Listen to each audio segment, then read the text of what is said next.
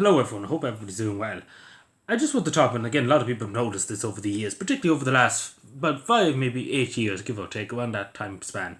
In every town, take what's happening in Cavan Town now, the majority of the shops now are either phone repair shops, repair shops, or barber shops, or vape shops, and it's absolutely insane. And there's many of them, and Cavan Town isn't that huge, like compared to maybe cities, so big old towns, Wexford, take what's happening, or Limerick, etc., Limerick City obviously being the city, but still there's a fair number, particularly phone shops and Turkish barbers, and of course a few vape shops here and there.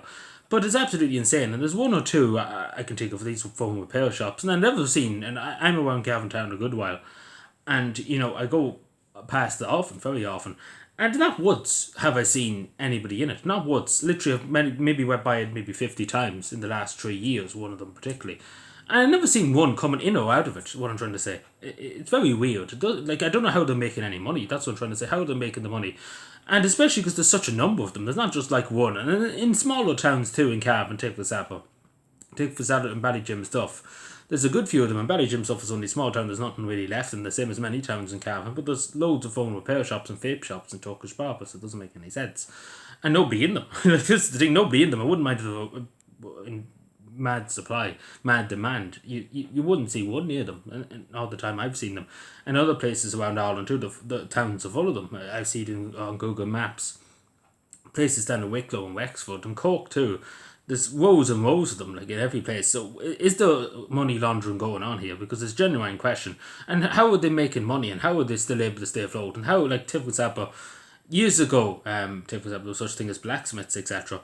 And of course, might have been only one or two in a town, but obviously that's extinct nowadays. But what I'm trying to say, if you have a business that's selling the exact same thing or doing the exact same service as another business down the road, you're not going to make much business. If you're the unique shop in the village or a town, you're going to make a lot of business. But if there's one literally just around the corner, the same thing with a phone repair shops, this is some cases in Cavan, literally there's one here on this street, and then you go around the corner, there's another one. How are they making any money? How are they paying the rent? How are they paying the electricity bill? How are they doing this? Like, it doesn't make any sense. I know even people who have only businesses, general shops, etc., sell food, etc., lottery tickets, etc., and they find it hard after just doing the basics, paying the rent and paying the employees, etc.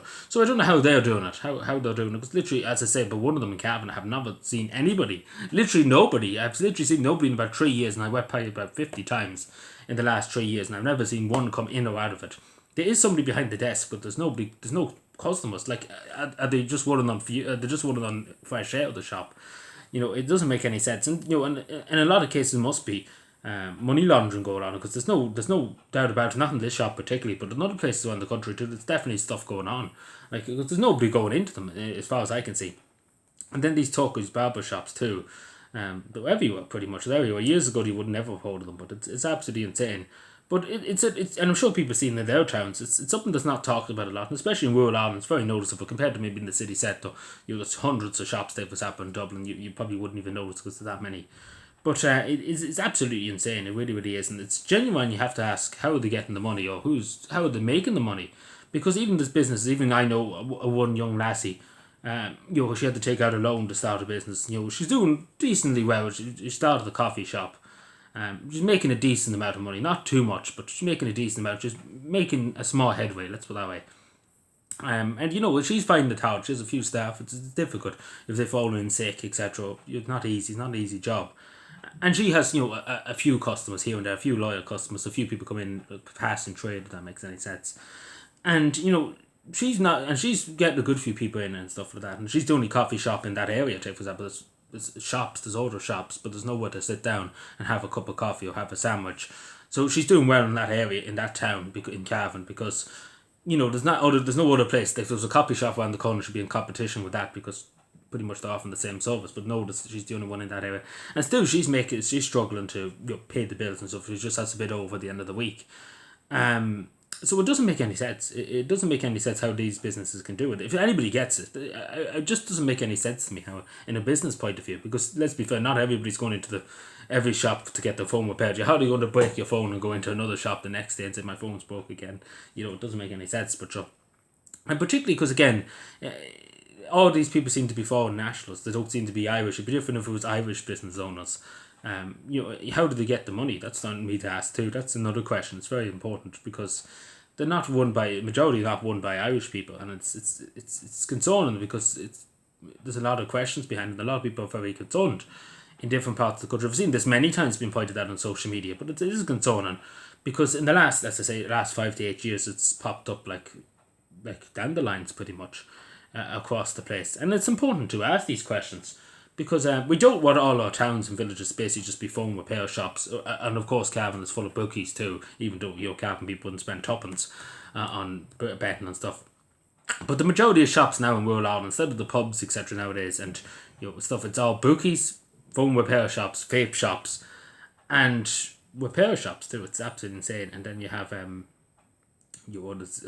useless stuff too. But it's weird. It is generally weird stuff. But I suppose it's good to have a discussion about this because it's important in society to have a discussion about it. Because is it beneficial to society?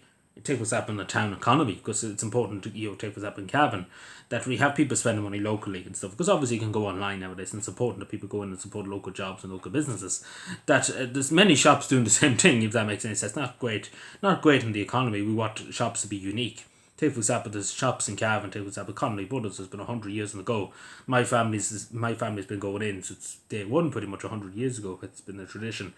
And they're still going 100 years, thankfully, still going 100 years later.